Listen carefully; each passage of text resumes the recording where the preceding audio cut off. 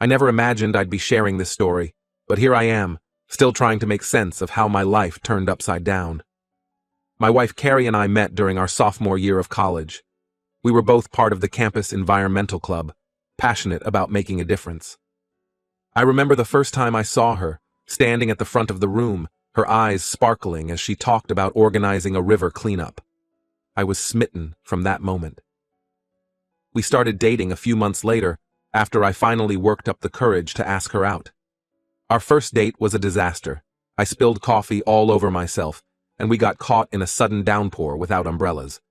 But somehow, that disaster turned into the best night of my life. We ended up talking for hours in a 24-hour diner, soaked to the bone but laughing like we'd known each other forever. From there, our relationship blossomed. We were inseparable throughout college, supporting each other through late-night study sessions, celebrating our victories, and comforting each other through our losses. When we graduated, we decided to stay in our college town. Carrie got a job at a local nonprofit, and I started working for a tech startup. We got married 3 years after graduation, in a small ceremony by the river we'd cleaned up together all those years ago. It felt like the perfect beginning to our life together. We bought a small house, adopted a dog named Buddy, and settled into what I thought was domestic bliss. For 5 years, everything seemed perfect. We had our routines, Sunday brunches, movie nights, weekend hikes with Buddy. We talked about starting a family, even started setting aside money for it. I thought we were on the same page about everything. But then, about 8 months ago, things started to change. It was subtle at first. Carrie started spending more time on her phone, often smiling at texts from someone she called her work friend. I didn't think much of it at the time. Carrie had always been social, and I was glad she was making new friends at work. Then she started coming home later, saying she was working on a big project. I supported her, even though I missed our time together. I'd cook dinner and leave a plate in the microwave for her, which she'd usually eat alone while I was already in bed. As weeks turned into months, the distance between us grew. Our conversations became shorter, more perfunctory. When I tried to talk to her about it, she'd brush me off, saying she was just stressed about work. I believed her because I wanted to believe her. I couldn't fathom the alternative. Valentine's Day was when I first felt that something was really wrong. I had planned a special evening, dinner at the Italian restaurant where we had celebrated our first anniversary, followed by a walk in the park where we had our first kiss. But 2 days before, Carrie told me she had to visit her parents. It had been 6 months since she'd seen them, she said, and her mom wasn't feeling well. I was disappointed, but I understood. Family is important after all. I suggested going with her, but she said it would be a short trip, and I shouldn't take time off work. So I stayed home, had a pizza, and watched old movies with Buddy. A week passed, and things didn't improve. If anything, they got worse. Carrie was barely home, always out with friends or working late. One night, while using our shared laptop, I noticed her Gmail account was still logged in. I know I shouldn't have, but something in my gut told me to look. What I found shattered my world. There were receipts for men's shoes, size 11 when I wear a 9. A leather wallet, far more expensive than anything I'd buy for myself. A hoodie from a brand I'd never heard of. And then, the kicker, a receipt from Build-A-Bear, dated 3 days after our anniversary in November. We hadn't exchanged gifts that year because Carrie said money was tight at the nonprofit, and we should save instead. As I dug deeper, I remembered Carrie mentioning a new friend she'd been sending memes to. His profile picture was a frog, and I noticed Carrie had started following a bunch of frog meme pages around the same time this friend appeared. It seemed like such a small thing, but in light of everything else, it felt significant. I felt sick. My mind was racing, trying to piece together all the little things I'd dismissed over the past months. The late nights, the secretive texting, the sudden interest in frogs. It all pointed to one devastating conclusion. I called my twin sister, Sarah. She's always been my rock, the person I turn to when things get tough. When we were kids, she was the one who stood up to bullies for me, who encouraged me to join clubs and make friends when I was too shy. I needed her now more than ever. I told her everything, my voice shaking as I relayed each painful discovery. Sarah listened patiently, then said words I'll never forget. You deserve the truth, no matter how much it hurts. Together, we hatched a plan. We created a fake Instagram account, using a frog as the profile picture. It was a long shot, but we had to know the truth. That night, Carrie and I had a fight. It was about something stupid, dishes left in the sink, but it felt like the culmination of months of tension. Looking back, I think part of me was trying to provoke a reaction, to get her to confess or slip up. But she just got angry, accused me of nitpicking, and stormed off to the guest room. At 3 a.m., Sarah and I put our plan into action. From the fake account, she sent Carrie a simple message. "I miss you." The response came almost instantly. "I miss you too." My heart sank. The conversation continued. Carrie mentioned visiting next Sunday. When asked where they'd meet, she replied, "At our favorite spot, your sweet home." Our home. The home we'd bought together, where we'd talked about raising our future children. I couldn't take it anymore. With Sarah by my side, I confronted Carrie. I showed her the messages, the receipts, everything. She tried to deny it at first, claiming it was just a friend. But as I laid out all the evidence, her lies crumbled. She broke down, admitted to the affair, tried to apologize, but her words felt hollow, drowned out by the sound of my world collapsing. The next morning, I contacted a divorce lawyer. I couldn't stay with someone who had betrayed me so completely. The woman I loved, the woman I thought I'd spend my life with, was gone. In her place was a stranger who had lied to my face for months. As I write this, I'm still in shock. The divorce process has started, and it's brutal. Carrie's trying to paint herself as the victim, claiming I drove her to cheat by being distant and unattentive. But I know the truth. I was always there, always tried to communicate. She was the one who pulled away. Every day brings a new painful revelation. The shoes, the wallet, the hoodie, all gifts for her lover. The Build-A-Bear? A custom-made frog because of course it was. Even Buddy seems confused, whining at the door of the guest room where Carrie's been sleeping. Friends and family are shocked. We'd always been the perfect couple in their eyes. But as news of our divorce spreads, more people are coming forward with things they'd noticed, but never mentioned. Carrie and a man at a cafe, holding hands. Carrie's car parked outside an unfamiliar apartment building late at night. All the pieces of a puzzle I'd been too blind to see. I don't know what the future holds. Right now, I'm just trying to get through each day. Some moments I'm angry, others I'm devastated. But I know I can't stay with someone who could betray me like this. I deserve better. I deserve honesty, loyalty, and love. Buddy and I are staying with Sarah for now. Being in our house, surrounded by memories of what I thought was a happy marriage, is too painful. I'm grateful for my sister's support, for giving me a safe place to fall apart and start putting myself back together. This isn't the life I imagined for myself, but it's the life I have now, and somehow I'll find a way forward. If you've read this far, thank you for listening to my story. If you're going through something similar, know that you're not alone. We'll get through this, one day at a time. First update. It's been 6 months since my last post, and a lot has changed. I've moved out of Sarah's place and into a small apartment of my own. Buddy's with me. In the divorce, Carrie said she couldn't take care of a dog with her new lifestyle. I'm grateful for his company. Having him around gives me a reason to get out of bed on the tough days. I've been trying to move on with my life, focusing on details. It's reopened wounds I thought were starting to heal, but another part of me is grateful for the knowledge. It reaffirms that I made the right decision in ending our marriage. That night, I couldn't sleep. I kept thinking about the early days of our relationship, trying to pinpoint where things went wrong. Was there a moment I missed, a sign I should have seen? Or was Carrie just really good at hiding her true self? I thought about our last vacation together, just a month before I discovered the affair. We'd gone to the beach, spent lazy days sunbathing and evenings walking along the shore. Carrie had seemed happy, relaxed. Was it all an act? Or was she already planning her exit, using that trip as a final goodbye? The next day, I called my therapist and scheduled an emergency session. I've been seeing her since the divorce started, and she's been a huge help in processing everything. She reminded me that it's normal to have setbacks, that healing isn't linear. We talked about setting boundaries, about how it might be best to avoid contact with Carrie's family and friends for a while. As the weeks have passed, I've been trying to channel my emotions into something positive. I've thrown myself into new hobbies. I've started learning to play the guitar, something I've always wanted to do, but never found the time for when I was married.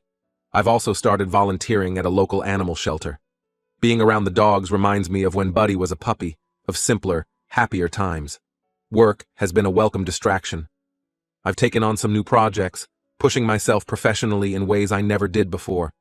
My boss has noticed, and there's talk of a possible promotion.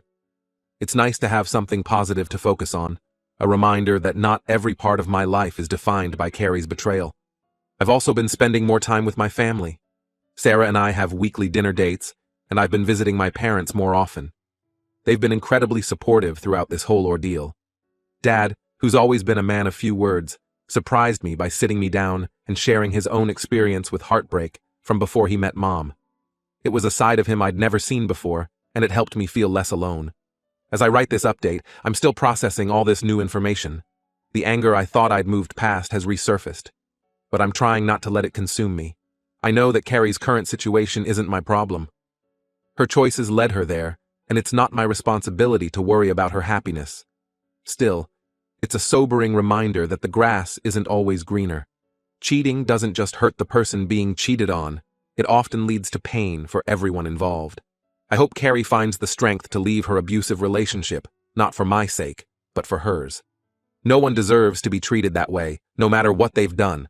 For now, I'm focusing on myself, on building a life I can be proud of, one that doesn't revolve around the betrayal I experienced. It's not easy, but I'm taking it one day at a time. And each day, I feel a little stronger, a little more like myself. The man I was before Carrie's betrayal, but wiser, more cautious, and ultimately, I hope, better.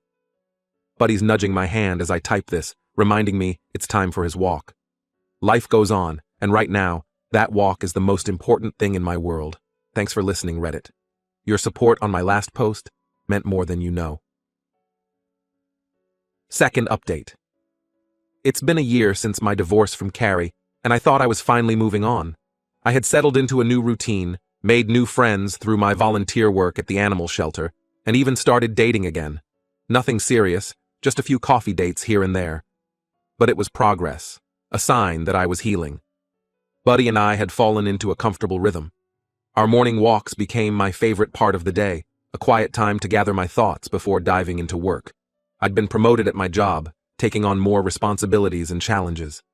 It was stressful at times, but it felt good to be growing professionally. I'd also started a small garden on my apartment balcony. There was something therapeutic about nurturing these little plants, watching them grow day by day. It reminded me that growth is possible, even after devastation. But life has a way of throwing curveballs when you least expect them. Last month, I received a call from an unknown number.